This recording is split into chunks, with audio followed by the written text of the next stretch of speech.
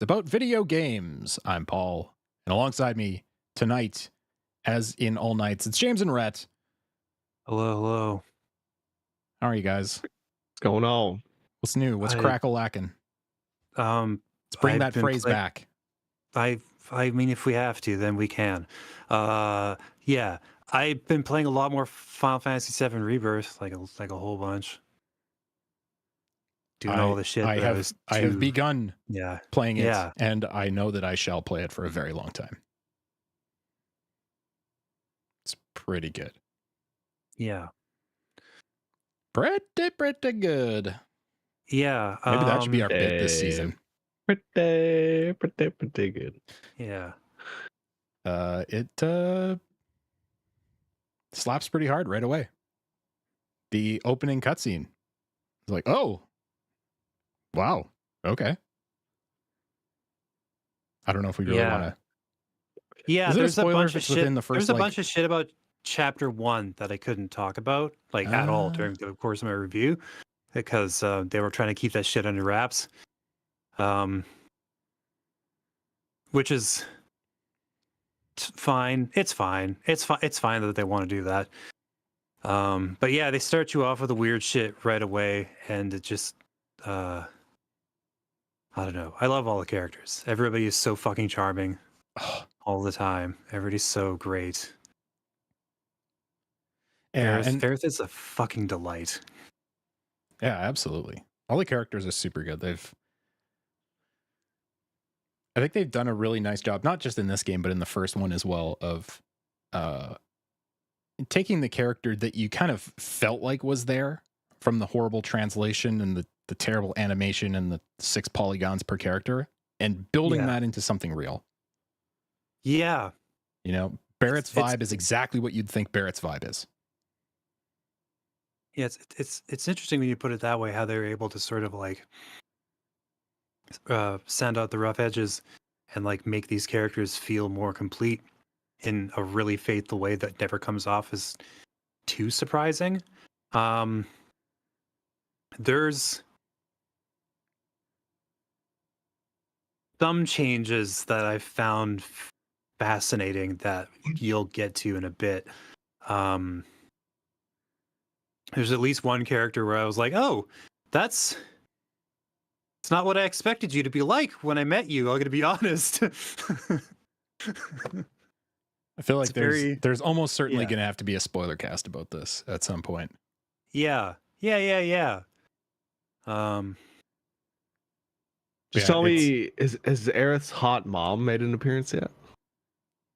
Now, I've not seen her, but I'm holding out hope. Yeah. Yeah. James's silence, we can take that however we want. Mhm. Yeah, I will say the thing that I want everybody to experience as soon as possible is the beach episode, because there's a fucking beach episode. Guys, there's a fucking beach episode. The gang goes to the beach in the middle of the end of the world. Yeah, and it's like they really make relaxation and vacationing like front and center. It's like, you're going to do this or you don't get to move on. You're like, fine, fuck. Let's You're do like- it. You're like, yes, again. Yeah. But That's yeah, the one. I mean, it starts off the exact same way. Well, not the exact same way. There's a cutscene that we'll avoid talking about because it's kind of cool. It starts off the same way as the demo. Play through the Mount Nibble stuff, and you know that section's fine.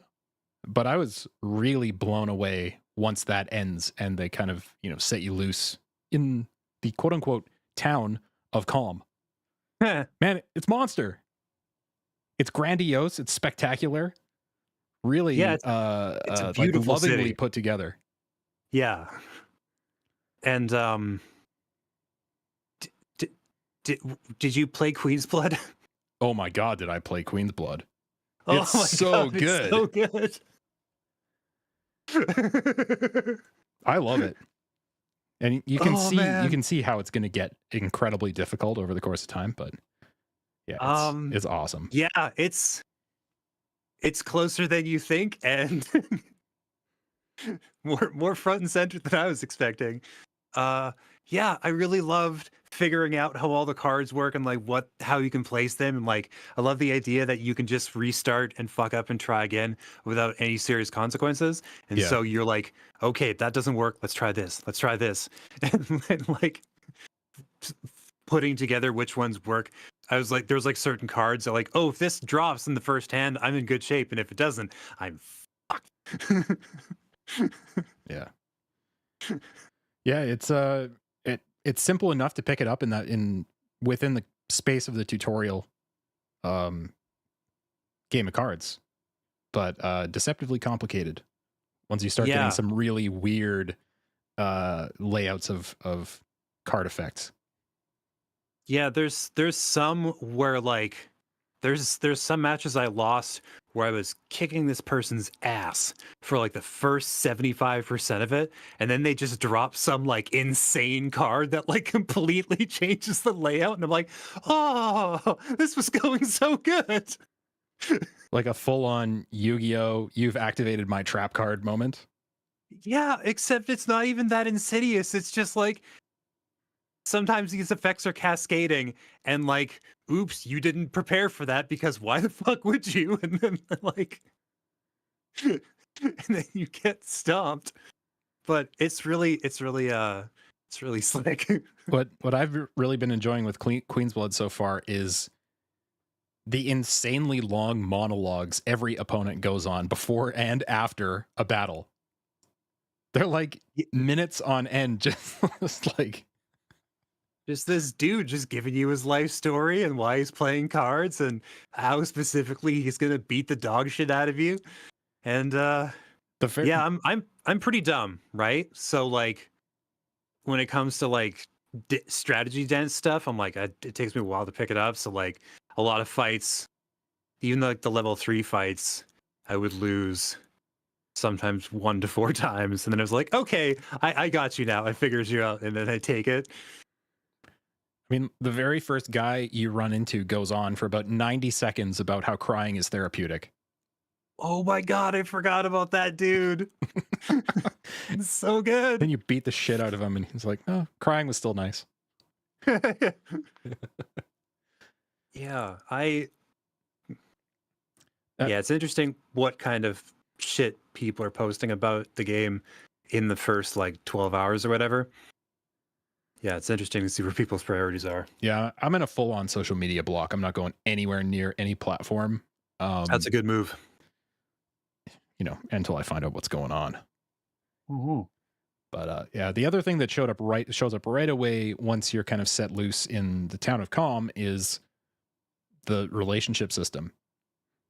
Oh yeah, and I'm yeah, very curious how deep that's going to get because the very first party member you talk to once you're set free, you're given the wheel of options for how to respond and the timer going down, and like your relationship with this person has changed. And you're like, oh, really? Wow, I could play Cloud as a complete dick if I wanted to. Maybe I will. Yeah, it kind of is. He's a real asshole, but then there's like, of course, there's material consequences to your decisions. Yes. Nothing crazy. Like there's just like a couple of like nexus points where like all the decisions you've made, right, sort of come to a head, and you see the fruits of your labor, so to speak, and it really throws into perspective, oh, maybe I was right or wrong to act this way the whole time. If you played the original Final Fantasy VII, you know exactly which relationship you should be pumping up to the max before you get to the gold saucer. If you know what I'm saying. Real OGs know what I'm talking about. With Aerith's hot mom. Yeah, baby. Okay. She's pretty cool. She's all right. Excuse me. All right. Well, there's a lot of extremely beautiful characters in this game. There's a lot of people where it's just like, wow, real love, care, and attention were paid to that model, to that rendering. Yeah. Like to the point that you want to, they know exactly what they're doing. They know how good the characters look. So, it's extreme close-ups all the time. And you're like, wow, that is some skin looking skin. A lot of Yeah. tatas, a lot of tata shots. Well, they're present, but they're usually behind a set of hands that are, like, doing something or holding a piece of paper or something. But then, There's what the a shot's couple of actually about. there's a couple of Doesn't shots when you're in sound good. conversation with Tifa where like Cloud's a little taller than she is. So you'll get some views kind of looking down and she's kind of looking up and it's like, oh, I'm Yeah. sure the developers made Yeah, they knew special care exactly to what they include were a doing couple of there. those shots. You Very dirty nice. bastards. Very You nice. dirty dogs. Anyway, Yeah. Yeah. And yeah. what I find pretty interesting as well is, for as good as the characters look, random pieces of the environment look like complete shit. Oh, yeah, it's like they have they have a whole bunch of shit in a scene, right? And then it feels like if it changes if the camera changes focus to something closer or near or farther too fast or like too rapidly or something, then you'll get like some element of the scene that gets rendered at like fucking 640p. Yeah, like I was in the bookstore in Calm, and Yeah. there's stuff everywhere. The books look really good, the desk looks really good, and then there's kind of like a banner on the front of the desk or whatever, and it looks like a PS1 texture. Yeah. Like it is Love dead it. center in the frame. Like there's no way Yeah. you didn't know Like, that this was happening. Like what's going on? I with think this it's thing? I think it's one of those things where like they I don't know, maybe it's just the way it runs on retail systems or something where it's just like, oh, we sort of expected it to have more processing power than that or to allocate it differently. I feel like it's one of those things that's correctable potentially. Yeah, they fixed remake a bit after the Yeah. fact. There was talk online about how performance mode wasn't working great, and I never really used it, so I didn't notice. To Yeah. me, the FPS is secondary to the image quality, but just by a little bit. Yeah, the quality mode so looks good, and it, Mhm. it runs fine. Like it's not a bother. No. Combat's really fun too. I think they made a lot of smart modifications. Even just early on, like all the characters feel really unique to play as. And there's a quick switch system where you can set up 3 different parties, so you can kind of swap between your characters, like battle to battle, and then all of your crew is still running around the world with you. So it feels a little more like a party adventure than. Yeah. Sometimes I'd be in fights just with like I don't know, Tifa and Barrett. And then I would see from the peripherals Aerith's like standard energy ball thing, her like basic attack, sort of like dip, dip, dip, dip, dip, like coming in from the right side and like hitting an enemy that I'm attacking. And I saw that happen a couple of times. She wasn't in battle, but she just wanted to participate, I guess. And that was cool. Yeah, the game frames it as like, here's your front line and here's your back line. Yeah, your front line doesn't do a lot when you're not in control of them, and the back line does a lot less. But you can set it materia so that they do more. But that's one of my problems I had with the combat was that the ATB system feels like you're shackled to it a bit because all of your actions are funneled through that same slowly filling gauge, and so like because your CPU control characters don't charge that shit very quickly, if you're waiting around or hoping that one of them will heal you, for example, while you're in the middle of an intense battle, it doesn't happen that often. Yeah.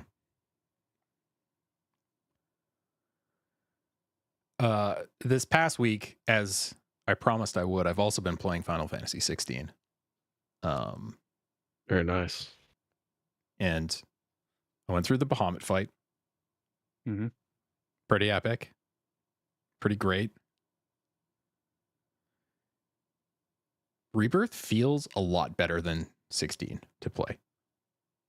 Playing them back to back. I don't know. I feel like the combat in Rebirth, there's a lot of similarity, but I feel like the combat is more dynamic. So, Well, I think having a whole ass party at your disposal and all the tangible differences between them that comes with is really attractive in comparison.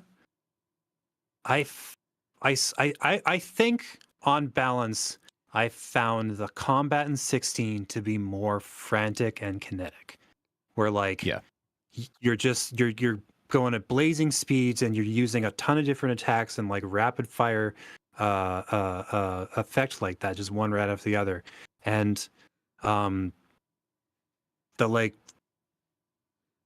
there's so much more like movement and physicality I find in 16's combat. Although I will say that 7's is a lot more strategic and a lot more particular about your move to move kind of plotting. Yeah, there's good reasons to use abilities in 7, whereas 16 it's basically you're going to use every ability as soon as its cooldown's done. Yeah. 16's combat is dumber but faster and more fun. Yeah. Personally, I mean, I'm sure other people feel differently, but like, no, I'm definitely I think I kind of want to bounce back and forth between the two a little bit. Yeah, they got different things going for them. But yeah. Anyway, point being, they're very similar in a lot of ways, but they feel completely different to play. They do. Very obvious. This is not the same engine, not the same team. But yeah, 16 is pretty good. It's pretty good. The side quests are not good. Most of them. Most of them are pretty bad. Yeah. To me, the thing I liked about the side quests is that they were mostly pretty streamlined.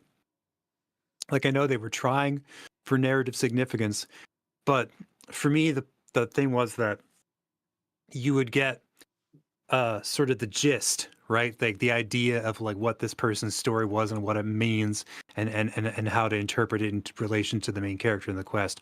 You get that idea pretty quickly.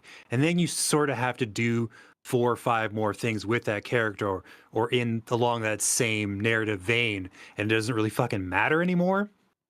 So like 20% of the side quests have narrative weight, and then the other 80% is just other quests that have sort of that same message or that same story beat tacked onto them without really extending or refreshing it in a meaningful enough way. Yeah, but they're designed in a pretty streamlined manner, so you can kind of blaze through them at a pretty respectable pace.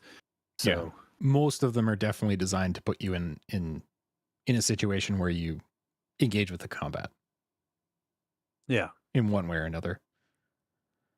Yeah, so interested to see where that one ends up as well. But I think I'm probably going to be mainlining Rebirth. Yeah, for sure. For a long time. Yeah. Very good. Would recommend. Probably even if you don't have any nostalgia for 7. I'm sure I've got the goggles on very firmly. But so have you gotten much into chapter 2 at this point? No, not really. I just saw a whole lot of fog on the map, so I'm like just cruising around seeing what's out there. Yeah, haven't even gone to the Chocobo farm yet, so. Ooh, you're gonna want to do that. Okay, I'm gonna go do that. Invest in those birds, man. Been a big buy on birds. Go heavy on birds. Yeah, because they change the nature of your exploration, and so it's good to lock that shit down quick as you can. Because then there's a lot of different styles of traversal, and like a lot the fast travel system is actually sort of nuanced on a large enough scale, and so like it's always worth it to invest in any sort of travel related infrastructure or quest lines. Also been focusing significantly on evading and blocking. Yeah. On the advice of my experience. Yeah. Yep. 100%. Yeah. Although, hey, I got a bone to pick with this game. Finished remake as strong as God. Got every weapon known to exist. 100,000 pieces of materia.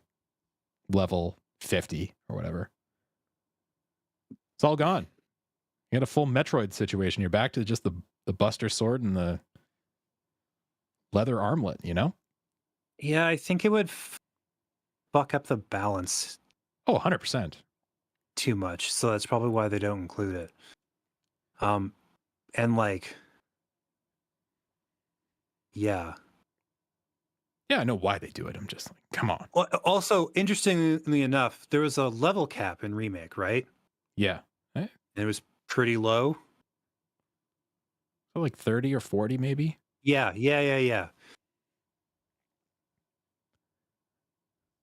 Oh, Yeah, it's a little higher this time around. yeah. Coda says, "Don't get a mount. Walk. Be a man."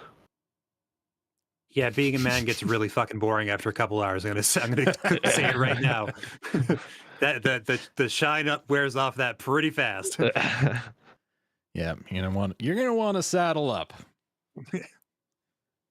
Although, and OGs will appreciate this as well, because I think they did a really good job with the flashback sequence.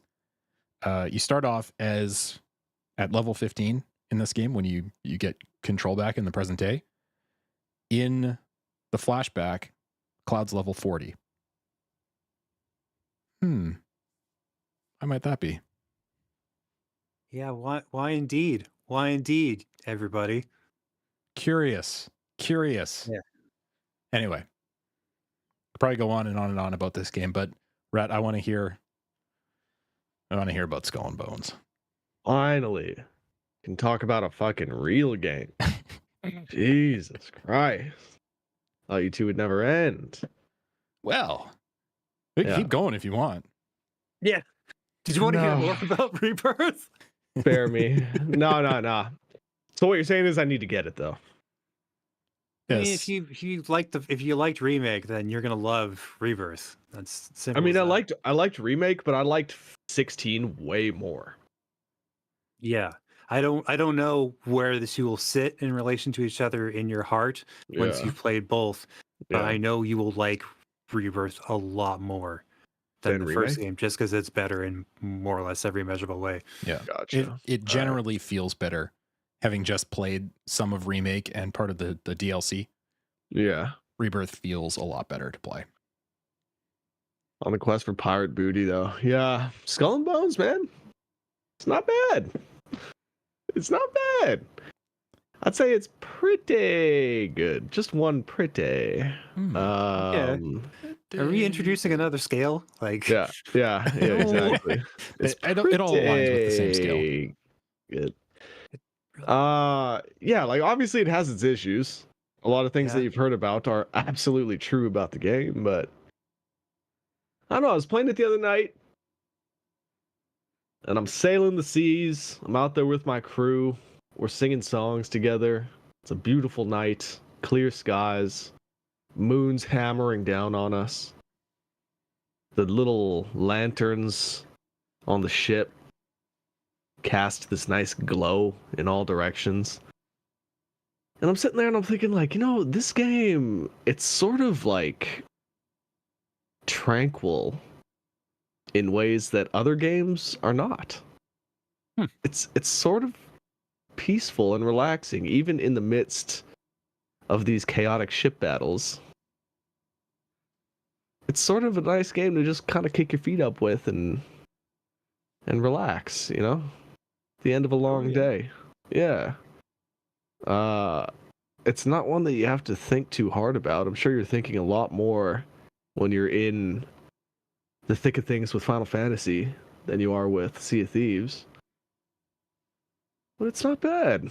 It's not bad. I found myself enjoying it more than I thought I would. Well, hey, there you go. I was saying before the show, like, Ubisoft at least Ubisoft knows how to create an impressive looking environment, and that's definitely the case with Sea of Thieves with Skull and Bones. The water looks great. Islands and whatnot, that all looks fantastic. Great lighting. Like I said, whether you're like sailing into a sunset or it's nighttime or whatever, like the environment looks really, really good. So that goes a long way to wanting to spend time in it. But it's got its issues with like character models. If you want to talk visuals, it's got its issues with character models. They look like, Paul, you were talking about some things in Final Fantasy VII looking like PS1 assets. I'd say every character model in the game looks like probably like late 360 era to early like Xbox One era. Like they don't look good. They really don't look good. And they have this like weird, it's like this weird like anti-aliasing thing going on with each character where they don't like look solid. They kind of have these like jagged edges to them and they kind of like glow. It's hard to explain, but they've got this kind of like shimmery jaggedness to them that it's Such a yeah, it's hard to explain, but that's when such a weird, weirdly you specific you could be complaint. describing a gem. yeah, man, like it's hard to explain, but if you play it, you'll know exactly what I'm talking about because it makes the characters stand out from the background and the foreground, for that matter, like a lot in ways that is not appealing to the eye. Yeah, it's weird. It's weird. But yeah, I don't know. I've been having fun with it. Some fun with it. So it's like Better than Suicide Squad. Okay, well, See, that's a second scale I can get behind because it's very clear. Yeah. It's a nice line of demarcation. It makes sense. Yeah. Is it better than Suicide Squad? That one's easy, right? Because it's like, if it's not better than Suicide Squad, you stay far away from it. If it's better than Suicide Squad, you could play it. You could check it out. So on the balance, you're playing this thing. What percentage is pirates sailing the seven seas versus other stuff? Oh, I would say probably 90-10. 90-10, maybe 85-15. Like you're out on the waters the majority of the time. You come back to land, you'll go and you'll like talk to a blacksmith and create some new weaponry. You'll talk to the guy, like the main pirate that's giving you missions and whatnot. You'll do little things like that, but the vast majority of the time you're out on the water, which is where you want to be. Because the on land stuff is less than desirable. You really don't want to be off the ship, given how wonky character models look and how wonky animations look when you're off the ship.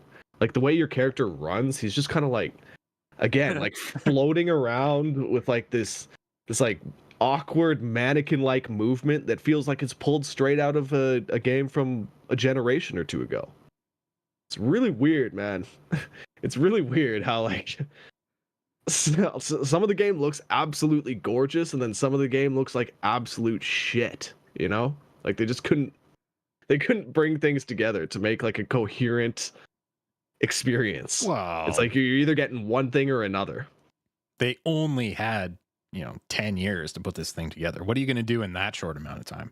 Bro, like, so I was talking to James, like, so one thing that is really awkward about it is that there's a bunch of just little things that are missing from the experience that I think hurt the overall immersion. Like, we were talking about looting.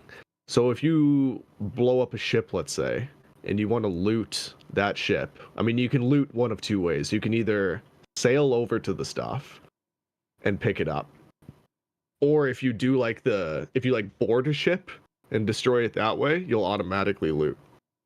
So that's probably the best way to do it because you get extra stuff if you actually do the boarding. But if you blow up a ship and you go over to the stuff, you just sail over top of it and you hit a button and the stuff just magically appears in your inventory. And like there's no animation at all for, and I understand like it might be difficult to figure this out, but why couldn't you at least like show my crew on the ship reaching overboard and picking stuff up? Just something as simple as that. Instead of literally you sail over something, you hit a button and it just disappears into your invisible inventory, you know? Or like when you're entering or exiting a building, the screen fades to black for a second and then fades back in. And it's not nearly as bad as like a Starfield loading screen, but it'll do the fade to black and fade back in. And I'm like, why is there no animation for going in and out of a door? Yeah. You know? There's little things like that I'm like, for a game that was in development this long, it sure doesn't feel like it. Yeah, you know? Yeah, it seems like it's pretty simple. Yeah. You know, like you mentioned looting, even stuff as simple as that, like make that more interesting. Because why is it just you sail over there and hit a button? You know, you could put some risk to that. Like, you know, you've got to dedicate part of your crew to go and get the loot off the floor of the ocean or whatever, and it leaves your crew short-handed, so you're more vulnerable or something like that. You know, give some risk and reward. Absolutely.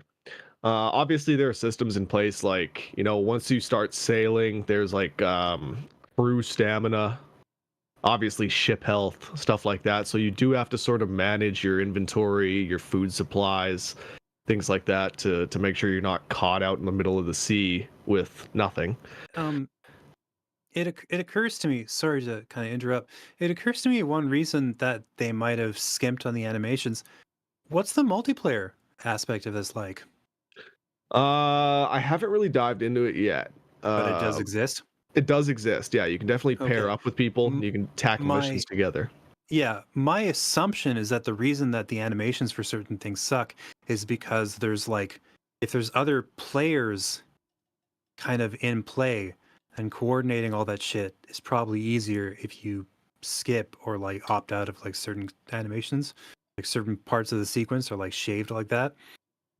That feels like it makes more sense to me in a multiplayer setting, although I can't really makes sense. You know, explain why.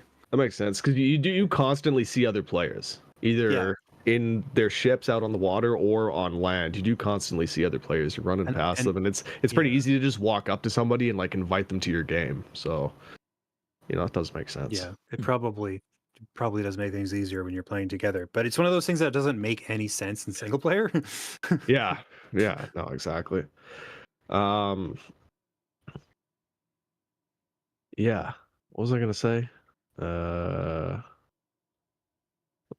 I don't know. I've still got a long ways to go with it. I still want to put more time into it. I guess the biggest stamp of approval I can put on it is that I'm not dreading going and playing it again. I actually want to go back in and play more of it.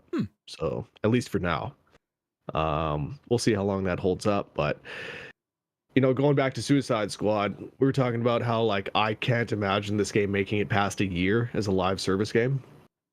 Skull and Bones, I can see 3, 4, 5 years from now still being a thing.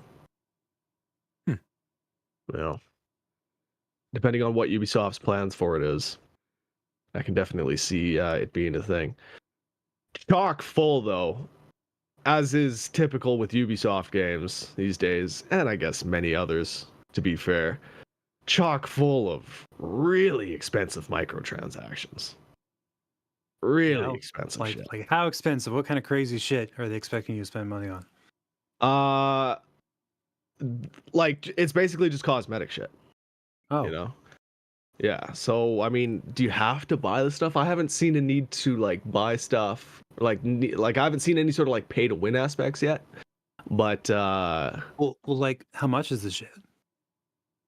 It's expensive. I'd have to go back in, but it's like for one decoration on the ship, it was like there was, depending on the pieces, there were some that are more expensive than others, but like the really expensive ones, I saw one for like $25 for Whoa, damn. Yeah, for one visual upgrade on the ship.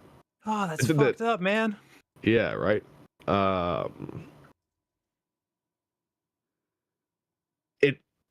It seems to me like they spent way too much time developing this fucking DLC microtransaction content and not enough time developing other aspects of the game, which is really hurting. It's really going to hurt the score of this thing when it's all said and done. But yeah, man. I mean, the core gameplay loop is fun, I think. What's the building it? Sorry, go ahead. building your ship, acquiring new upgrades, customizing the ship, going out on the water with your crew, attacking other ships, sinking them, even boarding them to an extent, even though the boarding animation, same thing. You throw your ropes, and if you hook onto the ship, you'll pull yourself in close. There'll be a tiny little animation that shows guys going over to the other ship, and then it'll fade to black, fade back in, and that's pretty much done. Even in spite of that, that sort of stuff, it still proves to be pretty fun. I would imagine that on the harder difficulties, I guess there's not like a difficulty, but on the harder missions, if you can get a crew of real players together, a group of people might actually have a good time with this. And in, again, 3-4 years, if Ubisoft supports it enough, I could see it easily eclipsing Sea of Thieves for being like the go-to pirating experience on console. How much are they charging for this thing? Oh man, it was, I think the base version was like $90 Canadian. I think it was like it got the Final Fantasy price. I'm pretty sure, I could be wrong about that, but at the very least it's $79.99 Canadian for the base version. Jeez. But yeah, it's full price.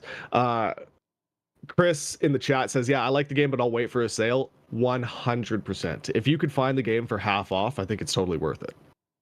Totally worth it. But right now, yeah, I don't know. I'd wait to see like a roadmap. I'd wait to see maybe a year's worth of content before diving into it. Yeah. Yeah, Chris says, I did feel robbed when I boarded my first ship and the fight was over. So what I said last time before I started playing it, and I'll say it now, and I'm going to say it in my review, to make a game about pirating and not include any swashbuckling should be a crime. Yeah. The fact that there is not a single sword, I don't understand. There's not a single cutlass, not a single... what are those rifles that you pound the ammunition into and you fire one shot at it? The muskets. Like, where is all that shit? Yeah, get a blunderbuss. Oh, the blunderbuss. That's what I'm thinking of. The blunderbuss. Where is that shit? And there's no excuse, because this is, I mean, looking at the game, it's very obviously based on the Assassin's Creed engine. Mm-hmm. It's got all that stuff. You have to do anything. It already exists. It's funny you say that, because that's basically from the time I started playing the game, I'm like, clearly when they first pitched this idea, they were like, let's make Assassin's Creed without the assassin stuff. Or sorry, Assassin's Creed Black Flag. Let's make Black Flag without the assassin stuff. Yeah, just straight up piracy. Yeah. And it makes me wonder what went wrong along the way, because that sounds like a pretty tempting pitch, especially after Black Flag was for sure the best received AC game they ever made. Literally almost every time I talk about Assassin's Creed on stream or with other people, there's inevitably at least a handful of people that say Black Flag was by far their favorite. Yeah. But I mean, to that point, James brought up something interesting before the show, in that the development, even though it was technically in development for maybe 10 years, the teams behind the game switched several times. Yeah. Is that what you're saying, James? Yeah, my understanding is that development restarted once or twice, and I assume that comes with a certain level of changeover in terms of staff who are working on it. Yeah. But like, I don't know the numbers on that, so like the severity of the situation isn't clear to me. But I'm fairly certain it did occur at least once. I mean, during like the opening like montage, I'm pretty sure that they credit every Ubisoft studio. They list them from A to Z all the way through. I'm pretty sure it's every single Ubisoft studio. So yeah, I think everybody at some point had their hands on it. Yeah. How long do you have to play the game before you see the title card? Oh, not very long. Maybe 30 minutes or 40 minutes. Yeah, not very long. All right, so this is a different thing than Assassin's Creed, where you play for like 15 hours and then it's like Valhalla. Yeah. No. Yeah, it's quick. Yeah. Well, hopefully they support it because It's like I said, you know, the best thing I could say about the game is that it's actually quite relaxing to sit down with. You know, after a long day of a long hard day at work or a long hard day playing a game that challenges you, it's kind of nice to pick something up that you don't really have to think about. You can just go out there and relax with. Sit down for a little mindless piracy. Yeah, it's pretty fun when you're out there on the open sea and your crew just starts singing pirate songs together. I guess that's one other thing. One other positive about it is that the audio is really good. Sounds of the ship, the sounds of the water, the voiceover. Well, so like that's all good. The voiceovers, Ubisoft, they need to make sure that the next time they make a game, they hire actual actors. Because there are a few people that are doing like their Jamaican pirate booty accents, and man, like the one of the main characters is this woman that's in your crew from the start of the game, and it's difficult to listen to her because she slips in and out of her accent a lot, and it's like it's so noticeable that it's like cringy. It's really bad. And you'll see that with other characters too, but there's one that's literally in your crew from the very start of the game, so you won't miss it. You can't avoid it. Okay, that's not great. It's bad. It's really bad. Yeah. Jeez. Yeah. Again, like things like that, where I'm just like, how long was this game in development, and this is what y'all like accepted is. Yeah, I mean, this seems pretty obvious that there's lots of different people from lots of different cultures and backgrounds that can talk into a microphone. Yeah. You know? Yeah. Not like it's going to be, you know, stirring Oscar-worthy dialogue that you need. You need some pirate grunting and singing sea shanties and stuff. Yeah. But yeah, definitely 2 thumbs up for the shanties. Have you played enough to give this a score on our coveted scale, or you want a little more time?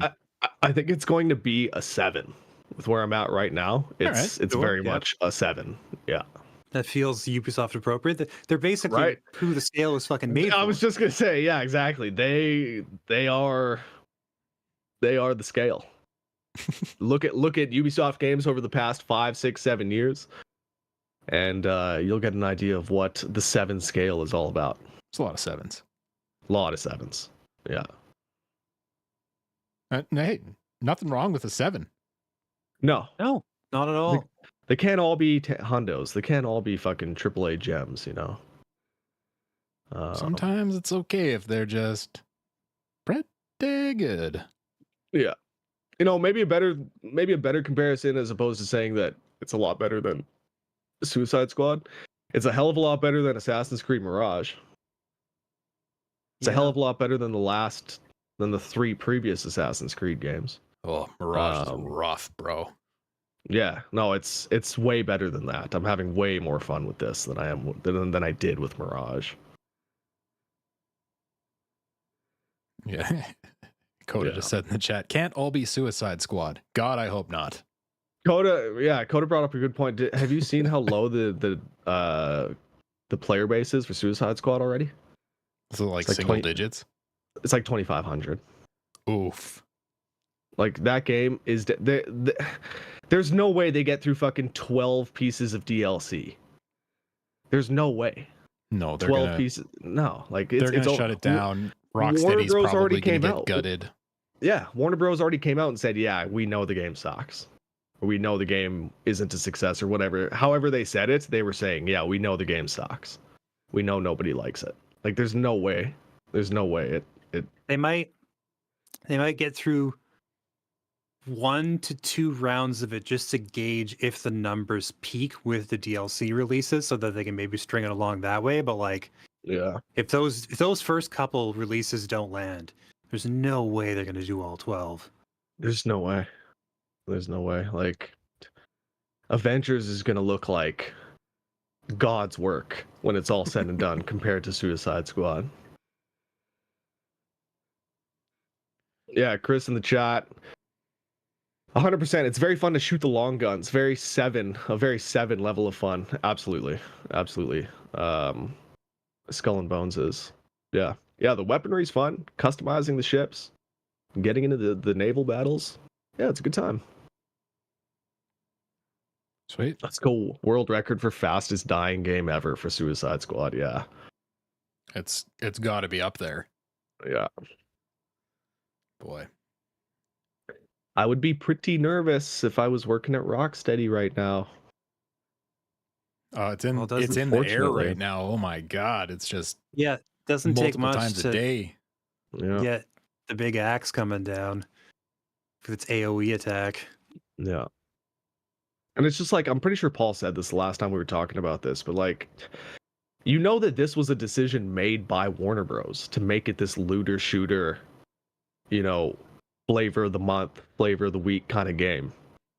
Similar to your Fortnites, your Apex Legends, etc., etc. Yeah. Like, I'm sure Rocksteady, man, when they first wanted to make this game, I'm sure they did want to make something more similar to Batman. And it would have come out like 4 years ago, been much more of its time, Yeah. and would have sold way more. Yeah. Corporate greed, man. Who remembers Evolve, Coda says. Yeah, I think Suicide Squad's coming for the record. I reviewed Evolve. Yeah. Man. That shit sucked. That was Cliff Bleszinski's game, right? Wasn't it Cliff? No, that was... Dang it. What was that game called? Evolve was the first one of those asymmetrical PvP, where, you know, somebody's the monster and there's four chumps. Right. Man, what was that Cliff Bleszinski game called? It was another one that failed hard. Yeah, he had a couple that blew up on re-entry or whatever. What are some other games that were like... Lawbreakers. Oh, yeah. Man, that game was trash, and we have dunked on that game hard on this podcast. Yeah. Past. Garb. Complete garb. Another one, Anthem. Anthem was supposed to be the next big thing. Oh, Anthem. Anthem. That was one of those games where, like, the concept was just so flawed from the beginning, and not enough energy was put into creating the structure underneath this thing. All the energy and development time was poured into basically the demo, the first couple of hours of the game. As I remember going to see Anthem at EA and coming away and going, that was pretty fun. You know, if there's a whole game of this, it's going to be pretty good if there's a fleshed out story and stuff. And no, there was not. There's none of that stuff. It was just more of the same. And it just got worse as the game went on. No. Too bad. That was a pretty cool world. Or could have been. Yeah. So basically what you're saying is that if you haven't played Anthem, you should play the first couple hours of Anthem if you can do so cheaply. Yeah, if you pick it up for like a $1.99 at your local GameStop. Yeah. I think it might be on Game Pass, or it was at one point. My dogs are going crazy right now. You can't hear the dogs, can you? No. Okay. I went through a spree of downloading random shit on Game Pass, so maybe I can add that to the list. Yeah. Like the second you start getting a little bit tired of it, just stop. And you'll be happier. Just stop. Yeah, you've had enough. You know, because there's definitely a few times that you'll jump off of something high and engage like the boost jets on the bottom of the suit, and you're like, fuck yeah. Yeah. This game should be the shit. But no, it's not. It's not, yeah. It's really not. It's unfortunate. So what else is going on? Anybody played anything else? I mean, I played a 3D platformer. Is that a Penny's Big Breakaway, James? Yeah, that's the one. It's like basically somebody wanted to make a new 3D Sonic game. So they filed the serial numbers off I'll be right changed the branding, and then they took all the fat and gristle of the other content in those games that's not 3D platforming challenges and shaved that shit away. And the result is a sort of lean, mean game and machine, you know? It's just very it's very lean, very spare, but like all the shit that's there is like really well put together.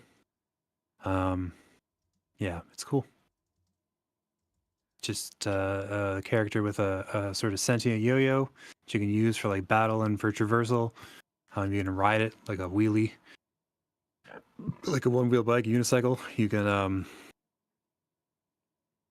use it as a swinging point in the air. It's good. It's got a real interesting look. Like it's almost intentionally going for PS1. Yeah, I'd say PS1, PS2 almost, or like sort of like the you know what I mean? Like the Yeah. early Dreamcast almost. Dreamcast. Yeah, that's a good era to peg it as. Yeah. The music's good. It's the same team that made Sonic Mania. So like Christian Whitehead and Tilo or whatever, they're really good. Sonic Mania, as much as I'm not a Sonic guy, Sonic Mania is a good game. It is well made. Yeah. Yeah, Whitehead's new company is called Evening Star, and a whole bunch of his guys, or that team that did Sonic Mania, came over to this one as well, I think. Cool. Is this like a limited scope kind of thing, or is it a full collectathon platforming adventure? It's not so much a collectathon. It's mostly the platformer is mostly about like escalating traversal challenges and like just like a pure challenge of sorts without any of the other shit tacked on. It's a very lean experience. Coda So just said instead in of the, like I was just gonna say, Coda just said in the chat, I'd be pissed if I was a sentient yo-yo and all I was used for was beating ass. well, you do steal the clothes off the emperor of this land.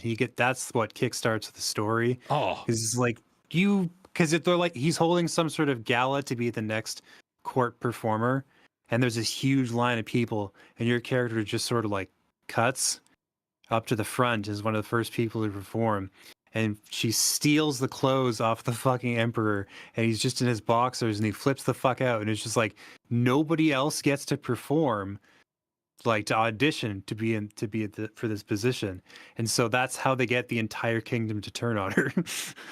dude, that's one way. Yeah. One way to go about your life. Yeah, it's fun. It's fun stuff. Like it's tough and it gets tougher, and but it's in a good, fair way where you're like, okay, that makes sense. I'm getting 7 vibes. Yeah, that's fair. That's fair. 7-ish. Yeah. Cool. How about we talk about some news? Is there news? Do we have news? More layoffs. Ooh. So many more layoffs. Like 1,000 more people lost their jobs, maybe more. Like in the last week. Just what we needed. Yeah. I mean, basically what's going to happen is that enough people are going to lose their jobs that future employees are going to be discouraged from seeking, their fortunes in the industry or whatever, because it's proven itself so unstable. Like if you're a big public company, the odds of you doing the big trim down, the shred, are pretty good. And somebody described it as a sort of crash in progress, where we're just going to see more and more companies shed more and more of their workforce in an attempt to stay solvent, and it's not going to work for that much longer. yeah, I've seen it suggested that it's like on the verge of being a big old industry-wide crash like happened in the 80s, but I think that's a little hyperbolic for where things actually are. It's one of those it's one of those things that'll be noted. Definitely, it'll be a sort of bump in the timeline, right? The graph, but like, I think it's just the companies that get too big that are shedding people, and we're starting to learn what the line is, like how big a company gets before it's impossible to run profitably anymore based on the salaries they're giving themselves and their employees, mostly themselves, right? And like the way the money's allocated and the way it's coming in. So like once you get to a certain size, the environment can't sustain you anymore.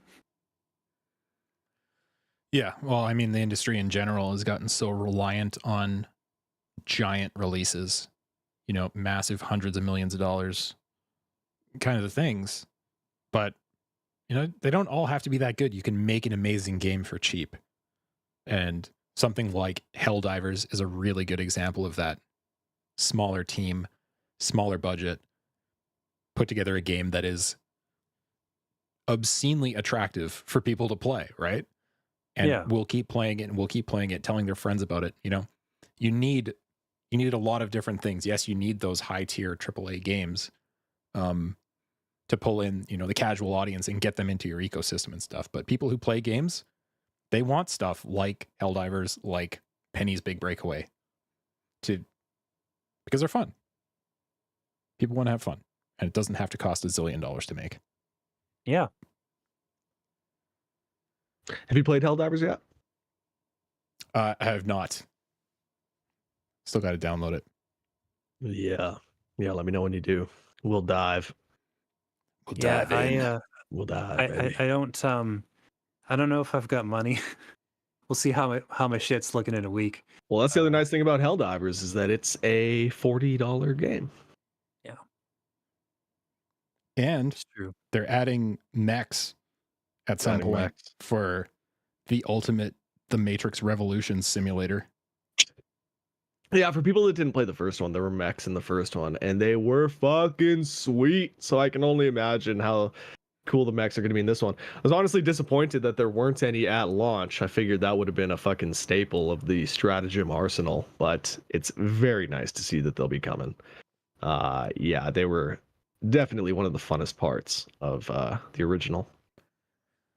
I've heard a few places, like even if you don't have a really solid crew that you play with all the time, kind of jumping into a match with some randos is usually pretty good. People generally understand what they're supposed to be doing to play the game. You know, somebody will play the objective, somebody will protect them, somebody will be running around cleaning up bugs. Well, it's partially because the whole vibe of the game is very cooperative and very like, you know, like we're all in this war together fighting for democracy or whatever. Exactly. And so people are more willing to fall into the predefined roles that keep them alive. Yeah. If you jump into a game and you grief others, you're hurting yourself just as much. You know, you really are. You're preventing yourself from getting resources, and at the end of the day, you're preventing yourself from contributing to the ultimate goal, which pays off the most for people if it's completed. So you can grief without a doubt. You absolutely can grief. Like, I discovered that even to the point where once you extract, you call in when you're ready to extract, you go to the spot, you call in the ship, it comes down, and everybody needs to make one final push to the back of the ship, and they need to climb on board. If everybody climbs on board and you're not on the ship yet, you can absolutely just lay waste to everyone sitting inside the ship. And then when they're all dead, you can just get on and leave and be the only one that extracts. Like, it gets pretty unforgiving at times in that sense. But like I said, that's not benefiting anyone, and it's especially not benefiting you if you're playing like that. So I've heard of instances of griefing, but few and far between. Yeah, because the propaganda machine is running at full tilt, and people are like, "Oh my god, we have to win the war." I heard a planet was lost. Planet was lost, and it was like the most popular planet. Oof. And so I think when people start to see things like that happen, they'll understand that, hey, we're in this together, and if we don't do this together as a unit, we're going to lose this war, and that's not cool. You're gonna lose the galaxy. Oh, yeah. Dude. It's not cool. Uh, I remember losing wars in the original, and like, it hurt. It hurt. You know, you really felt like you didn't do your job. Really gave you this really gave you this sense of like emptiness. Like, holy shit, we put in all this time and all this effort, and our collective efforts weren't enough. It stung. And I would imagine that it's gonna hurt even worse in this one. I would be so mad if I was playing with a group of randoms and they did that, just fired a rocket into the ship before it leaves. Yeah. But yeah. Oh, playing with 3 friends, it would be so funny. It'd be hilarious. That's what you think. That's what you think. Yeah, maybe not every time, but at least once in a while, somebody just Not great. It's not great. Yeah, if wants I'm the with glory. if I'm with 3 friends and one of them murders the 3 of us, at least once that's going to be hilarious. Or calls down an orbital strike like right on somebody's position. Yeah. Yeah, like Yes. it's like all Oops, comedy. sorry. The timing is important. I'm telling you right now. When that happens and your team loses a significant amount of resources that you could have extracted with, you won't think it's funny. You won't think it's funny. After 35 minutes of hell, and you escape by the skin of your teeth, diving and crawling onto the ship underneath these fucking giant ass bugs that are all hounding down atop you, and you just make it. And then you get murdered by your own team and lose almost everything that you've spent the past 35 minutes working for. And now you won't be able to get that next upgrade that you were like, oh yes, fucking right. So once we finish this mission, I'm going to be able to get the fucking laser cannon or whatever, It's not fun. Wow. It's not fun. When you put it that way. Yeah. So if you're out there and you're considering killing your own team at the extraction point, might I suggest don't. Don't you fucking dare. Please don't. Just a little suggestion. Yeah, no kidding. Hey, I saw this written somewhere, and I'm curious your thoughts on this, Rhett. People talking about how this game handles and plays a lot like MGS5. Feel like that's accurate? MGS5 plays way better. Yeah, okay. Way better. Yeah. I can kind of see what they're saying in that, like, you've got like there's a really nice like diving system, no pun intended. There's a really nice diving system that you can diving. Right, in any sort of direction you do this sweet dive and you end up like in a prone position, which it actually ends up being very useful because a lot of the time enemy fire, especially with the automatons, enemy fire will miss you if you're in that dive position. So yeah, you want to be doing it more often than you would think, at least at the starts. Like it teaches you how to dive early on, but I don't think it doesn't really get across just how important it is to be prone in a lot of situations. And that might go against like everything you've been taught or everything you've learned in shooters, that like if you're surrounded by a bunch of dudes and you go prone, that's the worst thing you could probably do in most games. But in Helldivers, it'll end up saving your life a lot of the time. So that system in specific, I could see how that actually kind of feels like Metal Gear. But oh man, no, there's way more room for creativity in Metal Gear. And Metal Gear is way smoother, way more fluid. The animations are way better. It's still to this day, like, yeah, MGS5 plays better, without a doubt. But that's not a knock on Helldivers, because I think Helldivers plays great. It's just that I think MGS5, like, still to this day is one of the best games that you can actually play. You can actually pick up a controller and play. Like, just the way it operates is just flawless, I think. Dude, that's exactly why I asked you, because I knew I would get that kind of answer out of you. Yeah. No, it's... What a crime that more games haven't used the Fox engine. Does Hideo not... Is he not outsourcing it? Does he not allow people to use it? Or Konami owns it. It'll be his. Konami owns it. Oh, okay. Yeah. Oh, see, I thought Hideo fucking brought it with him to. He would have walked out like a fucking king if he could do that, but no. Yeah. Oh, okay. Because Okay. Death Stranding was on the same engine as Horizon. Oh. See, I didn't know that. I thought it was always on the Fox engine. Yeah. Crazy. I mean, shit. Interesting that Death Stranding played better.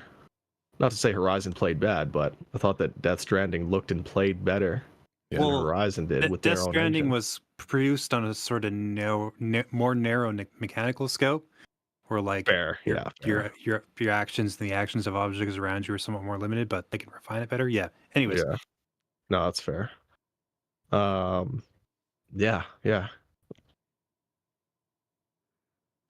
Well, God only knows why more studios don't want a piece of that Fox engine, because again, still to this day, a game that came out in 2015, MGS5 did. Yeah.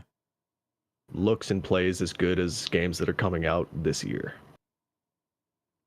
and buttery smooth on On old ass honestly, hardware. trash hardware. Yeah. Crazy.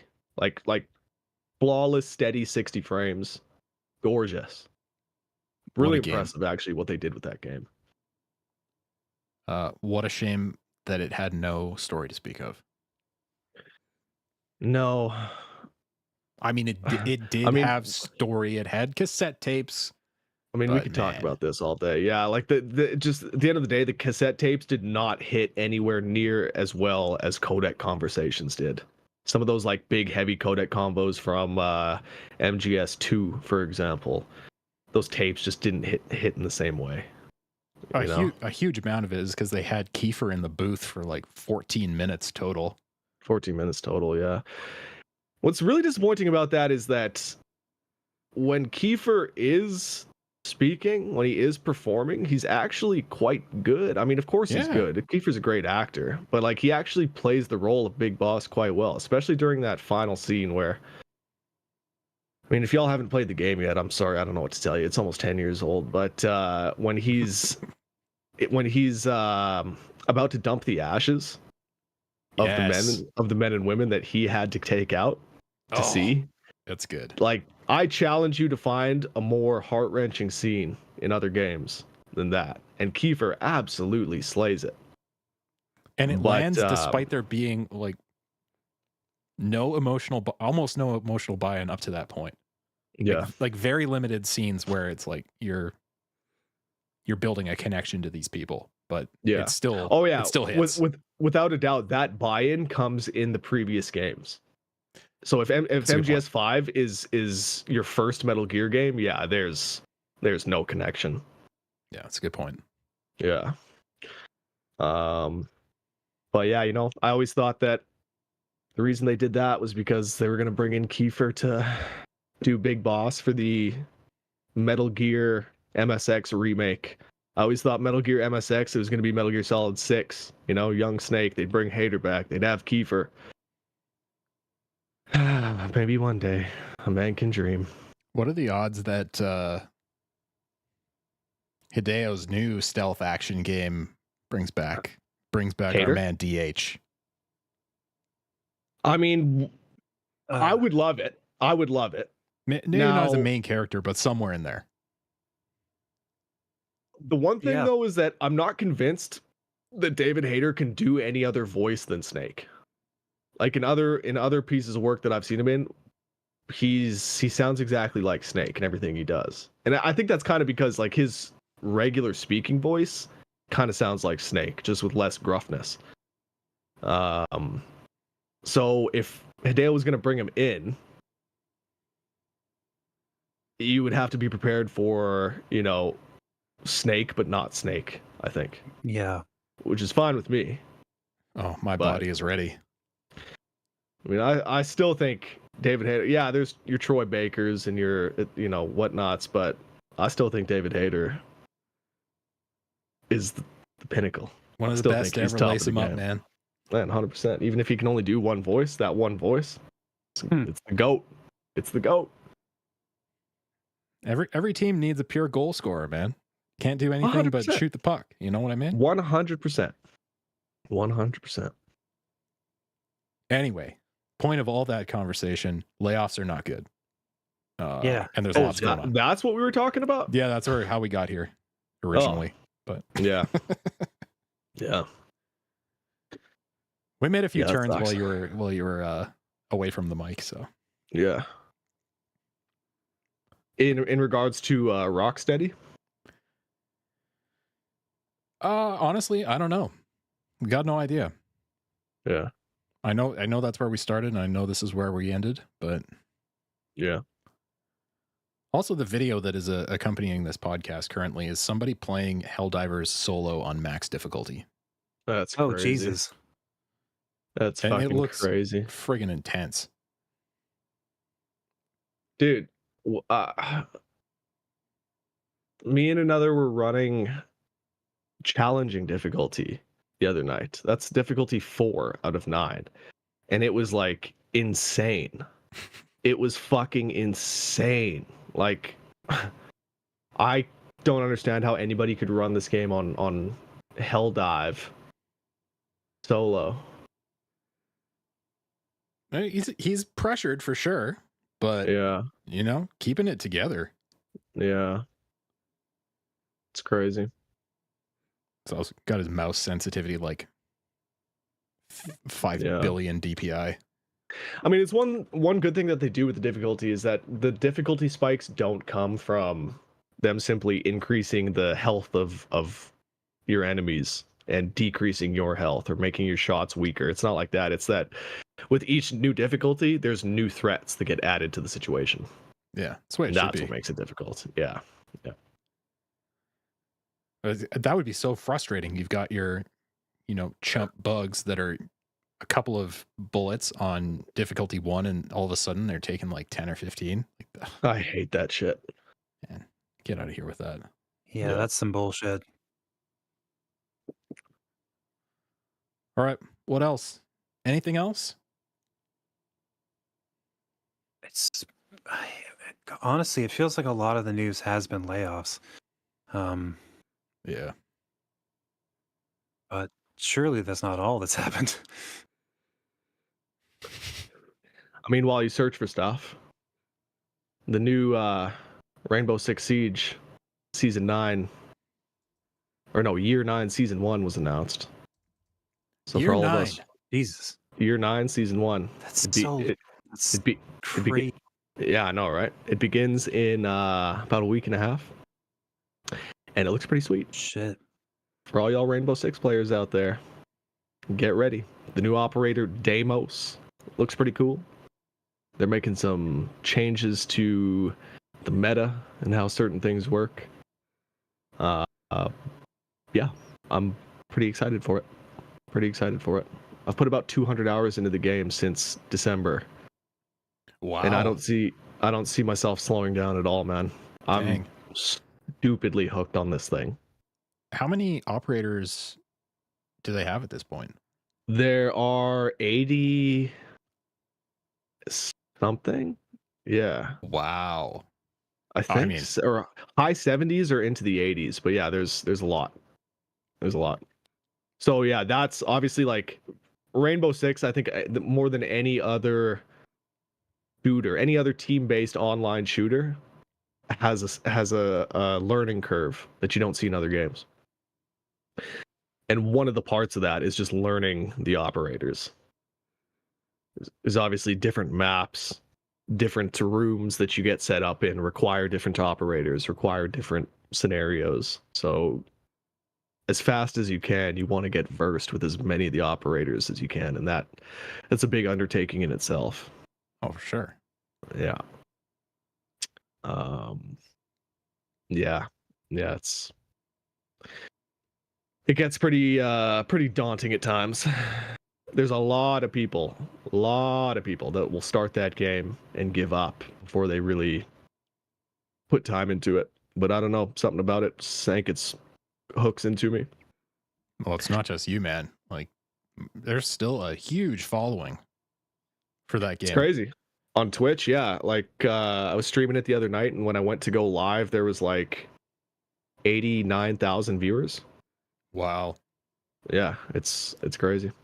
That's probably the biggest turnaround story for a game Yeah, ever. yeah. Because nobody liked it when it came out. Yeah. No, it's come a long way. Big shout outs to Jinxie for almost single-handedly reviving the game. Jinxie's the streamer that started off as small as anybody, 5-10 viewers, and now he's I saw he was on today, he had 100,000 plus. He's a Rainbow Six console player, and a lot of people credit him as being the guy that single-handedly brought the game back from the dead, essentially. He made it popular again. Jesus. All right. Yeah. But scrolling looking for news, there's not really much. Like there was a trailer for the Borderlands I was gonna movie. say, ugh. Yeah, I hope you've got a better headline than that. Oh, they're making another Pokemon Legends game, like Arceus, but it takes place in a different time period, in a different setting. And Okay. that's cool. I mean, we do know it's coming out in 2025, and we don't know a whole lot about it except I think which region it covers. I think it's the X and Y games. That's why it's named Pokemon Legends ZA. This was like a specific city that it all takes place in, which is cool. That's kind of all we know about it, but like I'm into that. They're Yeah, really there's running been- out of names for these games at this point. Oh, frick, man. ZA Well, it's just or because- Z to A? Well, it's just because the generation it's from were Pokemon X and Y. So to be Yeah. fair, they got this X, far Y, down the ZA. names list like several years ago. Yeah. Oh yeah, no, it's been a while. Coda says in the chat, just as a quick side note, here's a little piece of news: Madame Web has passed Morbius as worst movie. What is that? Congratulations. Metacritic or yeah? Well done. We thought it would never happen. It's pretty terrible. Yeah, James, you said you saw Madame Web. Mm-hmm. Why don't you give us a quick breakdown of Madame Web? Is it a hundo? Solid hundo? What's the lowest one on the scale? Less than Sub a 7. seven? Yeah. Yeah. 7. Less than a 7. Let's start with less than a 7. Dakota Johnson didn't seem like she really wanted to be there, and it shows in her performance. And some of the CG is pretty bad, and the worst shot they used twice in the story. And there's a lot of baffling line delivery, like a lot of baffling line choices. A lot of the villains' dialogue is really obviously ADR'd because, I don't know, they had to do reshoots and couldn't.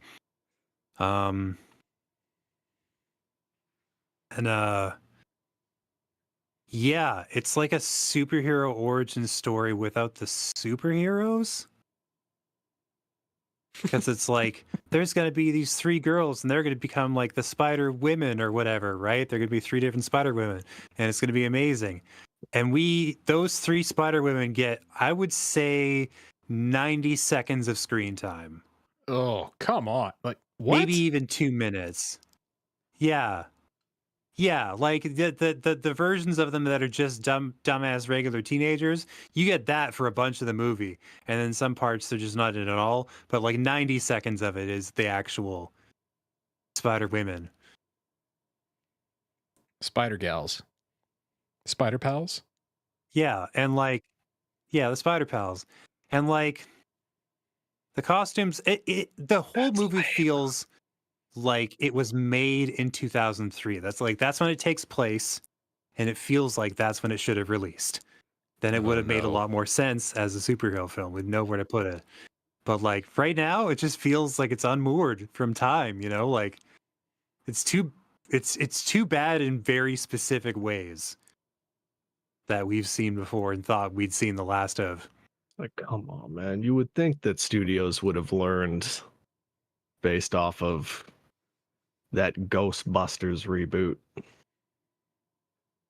Sony is determined to learn no lessons when it comes to their handling of the Spider-Man franchise. They want to stick their heads as deep in the sand as they possibly can Crazy. until one or more of them suffocates. They also then have they'll to be keep like, the "Oh, nope, license better stop." alive. They also have to keep the license Yeah. alive so it doesn't revert back Oh, to yeah. Disney. So, Fair enough. like, Yeah. even if this movie You could just blows, make they have to put it out. Yeah. You could just make a Spider-Man TV show if you're doing that. It would cost less. It would fucking retain the rights. Oh, dude, a Yeah. new Spider-Man Unless they cartoon? specifically have to make movies. How about like a new Spider-Man cartoon, like yeah. as an anime? Oh, yeah. Mhm. That's a Yeah, there's that's a different fresh things new they take. could do to retain the license. That's a fresh new take. Was that sarcastic? Is there a little sarcasm there? Oh, Who, me? Never. yeah. Not a once. Huh? Didn't like that? Spider-Man as an Yeah. anime? Oh, no. I think it's a good idea. Yeah. Superheroes in general, So the point is, very played out, but yeah, like a Spider-Man? Yeah, I'd probably watch some of that. Yeah. A Spider-Man. I gotcha. Yeah. Nice. Here's one thing I just thought of that I so saw. it's. Oh, yeah, go ahead, James. Well, I was just gonna say, like, the movie is bad in like shocking and somewhat entertaining and like really unusual ways. You're like, wow, I haven't seen a movie that sucked in this specific way in quite some time. Yeah. Yeah. If you can see it for like $5 or less, definitely do it. Coda's got it. The Marvels, Madame Web, and the female Ghostbusters are all record lows. I wonder why. He also says if they did an Avatar: The Last Airbender type of anime with Spider-Man, it would be hyper successful. I agree. That's not wrong. I agree. Yeah. Yeah. And Harlequin also says I would take a Spider-Man anime over Madame Web any day. I think you and probably 100% of the 99.9% of the population would probably concur. Yeah. So here's Is Madame? Yeah, go ahead. It's live action, right? They're not doing voiceovers. Okay. Yeah. Yeah. They do ADRs a lot, which is like basically the same thing. True. But yeah. True. Yeah. But so like it's ADR that you can tell, like clearly it's One of those, it's interesting. It's one of those things that like once you start paying attention to it, it really, you catch it a lot more often than you would Really? expect. I think this one is a particularly egregious example of like, oh no, you had to re-record those lines and you couldn't really shoot the footage to match. That's I was unfortunate. gonna say, so is it so it's not necessarily like audio levels, it's more so there's slight timing differences? Yeah, like it's just like you could tell somebody else said that later. Said that later into a microphone in a booth somewhere. And like it's just never as good, you know? Yeah. Shit. regardless what you do to that kind of audio, it's never going to match. It's never going to have the same vibe. Dakota says this is interesting. The actress Dakota Johnson was open about how she was tricked into thinking that she would be part of the mainline Marvel movies now and not a spin-off character. I believe that. I totally believe that, because if the performance was as phoned in as James says it is, that's probably what happened. She signed her contract, and after signing her contract, slowly but surely it came to light that no, she's not going to be fucking the next Tom Holland. Well, she's also doubly sealed her fate with turning in a 1 out of 10 performance. 1 out of a $5 performance. I would say it oscillates between a 4 out of 10 and a 6 out of 10. That's about the range she operates at. I wonder what's worse, Dakota Johnson and Madame Web, or that gal in Skull and Bones that can't keep her accent straight for more than 2 lines at a time.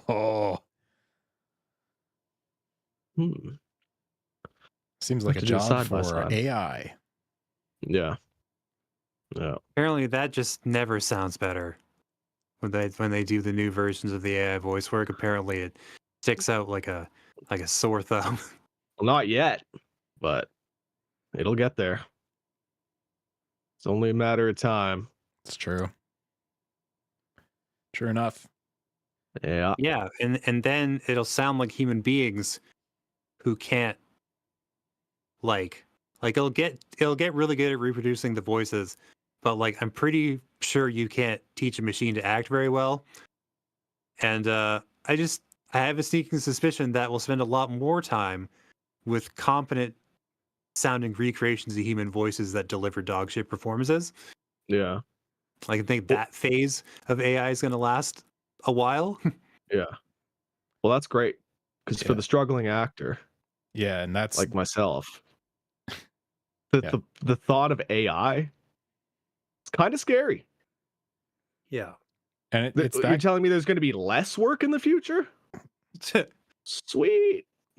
yeah, and that's the exact kind of perspective that's going to deliver us victory over the automatons in the galactic Right. war. Right. Yeah. Say no to AI. Yeah.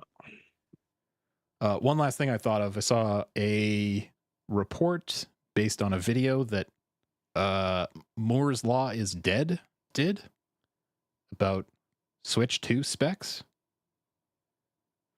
And apparently, according to sources at NVIDIA, the Switch 2 hardware has been done for like a year and a half. Late 2022, it was finished. And Nintendo's just kind of sitting on it.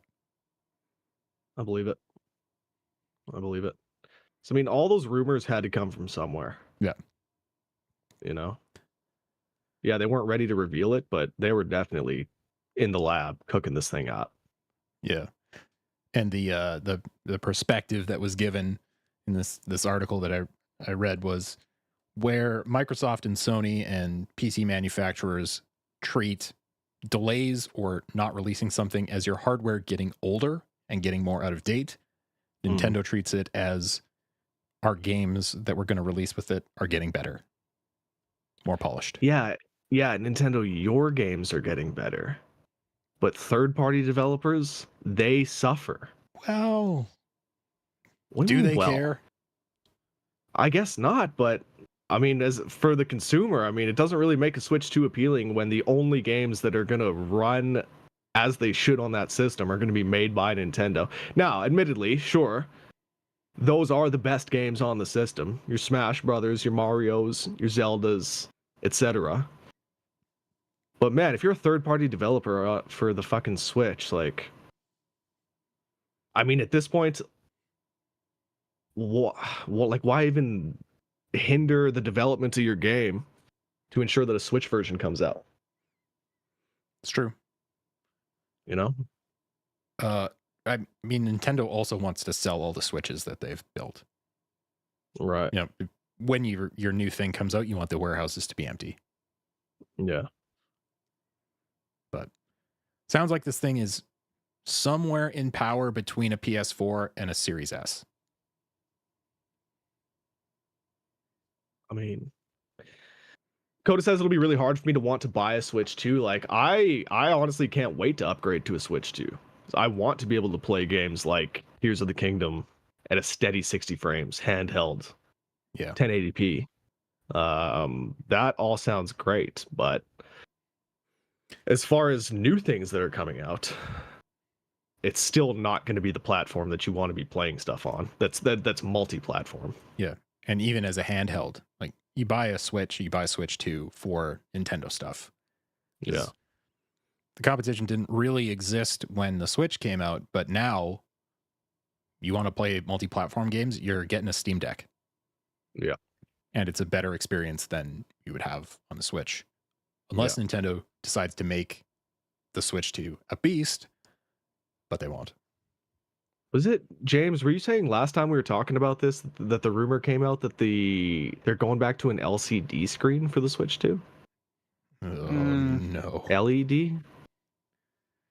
I haven't heard specifically what the screen's going to be like. Yeah, I'm misremembering. But I remember talking about it's that, it's right? quite possible that something came out that it was like not going to be that great.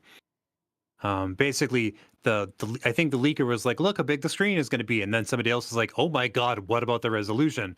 And that was sort of like where they were at odds. Yeah, if the Switch 2 doesn't launch with an OLED screen, that's really gonna hurt my my want of it. Well, I mean, their version of the Switch has one now, so like, But if they go back to an LCD, that means their mid-cycle refresh can have an OLED. That's exactly what I was thinking. Yeah, of course. Would little old Nintendo do that?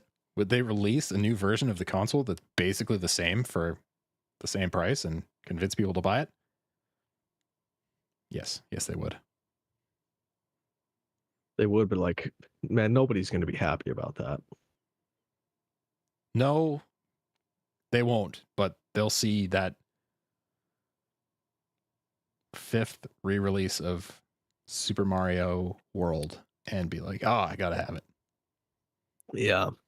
Can't live without it. I mean, what are the sale numbers on the OLEDs versus the regular Switches? Maybe they're thinking, well, not enough people bought the OLED anyways. So all the people that have like an OG Switch, they don't know the OLED experience anyways. So fuck them. well, yeah, because like the OLED was like 3 or 4 years into the Switch's life cycle, right? Like, and that's it's hard to get a ton of new console owners at that point in the life cycle. You've mostly gotten everybody. Yeah. From 5 months ago, total sales of the Switch OLED in Japan have surpassed those of the Switch Lite. Yeah. And the OLED plus the Lite is about a third of Switch sales overall. Oh, Jesus. Okay. Yeah. But Switch yeah. had a big head start on. Big head start. like Plus, years. the OLED was out when COVID started, right? Oh God, I don't know at this point. I'm pretty sure it was. So that definitely helped them. Yeah. Well, I feel like that's gonna about do it for this episode. I feel like that's Yeah. a good place to break, because I know Rhett wants to go sail the 7 seas in a relaxed way, comfortable piracy. I do. But I think tonight on stream we'll be playing Silent Hill Ascension? Is that what it's called? Silent Hill Konami, they released that free Silent Hill thing. I don't quite know what it is. But they released it Yeah. I think about a month ago. Okay. This is first crack at it. First crack. I haven't even seen like a still frame of it. Okay. I have no idea what it is, so I'm going in completely blind. Apparently it's a couple hours or so. So All right. we're gonna do that tonight. Come along and hopefully get spooked. Ooh. It's Yeah. gonna be scary. Yeah. Ooh. Yeah. Thanks for hanging out, everybody. We appreciate you, whether you're listening now or listening later. We'll be back next week. More Press X to podcast, more chat about games, more chat about Madame Web, maybe? I don't know. If one of you two sees it, then sure. But I don't know if I got a whole lot more in the tank. I can promise you that it won't be me. So Paul, it's up to you, dog. All right. We'll see. I'll put it on the list. I won't say that it's going to be at the top of the list. That's for damn sure. No. Lots of other things I'd rather do. But hey, you never know. Yeah. So you'll have to tune back in next time to find out if that happens or something else happens. Something will happen. Yeah. Maybe next episode we should just go through a list of things we'd rather do than watch Madame Web. Drop a toaster in a bathtub. You know, nail Top my 10 penis ways. to a piece of plywood. Yeah. Yeah. Okay. Sure. That Top- one should be pretty low in the list, I would think. Well, but it's definitely more than Madame Web. Coda wants to know if you're canceling your Madame Web watch party. Coda, You've been outed.